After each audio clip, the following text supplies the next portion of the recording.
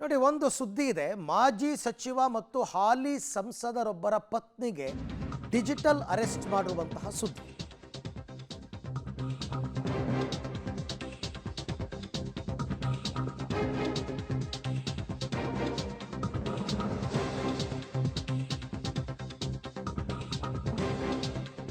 ಮಾಜಿ ಸಚಿವ ಮತ್ತು ಹಾಲಿ ಸಂಸದರ ಪತ್ನಿಗೆ ಡಿಜಿಟಲ್ ಅರೆಸ್ಟ್ ಮಾಡಿ 14 ಲಕ್ಷ ವಸೂಲಿ ಮಾಡಿದ್ದಾರೆ.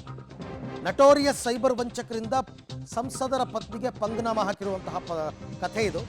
ಹಾಲಿ ಸಂಸದನ ಪತ್ನಿಗೆ ಸೈಬರ್ ವಂಚನೆ ಅಂದರೆ ಹೆಂಗೆ ಮಾಡ್ತಾರೆ ಅಂತ ನಿಮಗೊಂದು ಸ್ವಲ್ಪ ಅರಿವಿರಬೇಕಿದೆಲ್ಲ. ಹೆಂಗೆ ಮಾಡ್ತಾರೆ, ಇದು ಯಾವ ಥರ ಆಗುತ್ತೆ ನೋಡಿ. ಆಗಸ್ಟ್ 26ರ ಬೆಳಗ್ಗೆ ಆ ಸಂಸದರ ಪತ್ನಿಗೆ ಒಂದು ಕರೆ ಬರುತ್ತೆ. ಮುಂಬೈ ಸೈಬರ್ ಡಿಪಾರ್ಟ್ಮೆಂಟ್ನಿಂದ ಕರೆ ಮಾಡ್ತಿದ್ದೀವಿ ಅಂತ ಹೇಳ್ತಾರೆ ವಂಚಕರು. ನಿಮ್ಮ ದಾಖಲೆಗಳನ್ನು ಸದ್ಬತ್ ಖಾನ್ ಅಂತಕ್ಕಂಥವ್ರು ಬಳಸಿದ್ದಾರೆ. ನಿಮ್ಮ ಹೆಸರಿನಲ್ಲಿ ಕ್ರೆಡಿಟ್ ಕಾರ್ಡ್ ಮಾಡಿ ಅಕ್ರಮ ಮಾಡಿದ್ದಾರೆ. ನಿಮ್ಮ ಹೆಸರಿನಲ್ಲಿ ಕಾನೂನು ಬಾಹಿರವಾಗಿ ಟ್ರಾನ್ಸಾಕ್ಷನ್ ನಡೆಸಿದ್ದಾನೆ. ವಿದೇಶಕ್ಕೆ ಕಾನೂನು ಬಾಹಿರ ಚಟುವಟಿಕೆಗೆ ಜನರನ್ನು ಕಳಿಸಿದ್ದಾನೆ. ಸದ್ಬತ್ ಖಾನ್ನನ್ನು ಬಂಧಿಸಿದ್ದೀವಿ, ಆತ ನಿಮ್ಮ ಹೆಸರನ್ನ ಹೇಳ್ತಾ ಇದ್ದಾನೆ.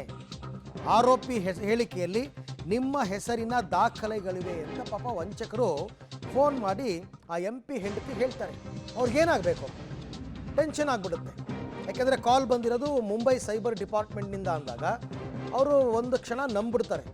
ಯಾರೋ ನನ್ನ ಹೆಸರನ್ನ ದುರ್ಬಳಕೆ ಮಾಡ್ಕೊಂಡಿದ್ದಾರೆ, ಯಾರೋ ನನ್ನ ಆಧಾರ್ ಕಾರ್ಡ್ ಬಳಸ್ಬಿಟ್ಟಿದ್ದಾರೆ, ಯಾರೋ ನಂದು ಪಾನ್ ಕಾರ್ಡ್ ಬಳಸ್ಬಿಟ್ಟಿದ್ದಾರೆ, ಅದ್ರ ಮುಖಾಂತರ ಕ್ರೆಡಿಟ್ ಕಾರ್ಡ್ ತೊಗೊಂಡಿದ್ದಾರೆ, ಈ ಥರ ಎಲ್ಲ ಮಾಡಿದ್ದಾರೆ ಅಂತಂದ್ಬಿಟ್ಟು. ಸೊ ಇದರಿಂದ ಅವರು ಟೆನ್ಷನ್ಗೆ ಒಳಗಾಗಿದ್ದಾರೆ.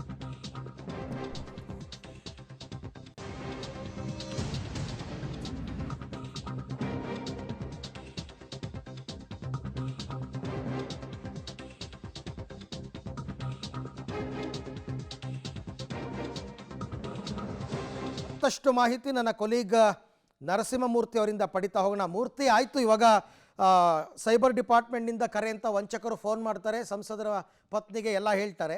ಆಮೇಲೆ ಏನಾಯಿತು, ಹೆಂಗೆ ವಂಚನೆಗೆ ಒಳಗಾದ್ರು ಇವರು ಅಂತ? ಅರವಿಂದ, ಕಳೆದ ತಿಂಗಳ 26ನೇ ತಾರೀಕು ಸಂಸದ ಸುಧಾಕರ್ ಅವರ ಪತ್ನಿ ಅವ್ರಿಗೆ ಒಂದು ಕರೆ ಬರುತ್ತೆ. ನಾವು ಮುಂಬೈನ ಸೈಬರ್ ಘಟಕದಿಂದ ಕರೆಯನ್ನ ಮಾಡ್ತಿದ್ದೀವಿ. ನಿಮ್ಮ ID ಪ್ರೂಫ್ಗಳೇನಿದಾವೆ ಅವು ದುರ್ಬಳಕೆಯಾಗಿದ್ದಾವೆ.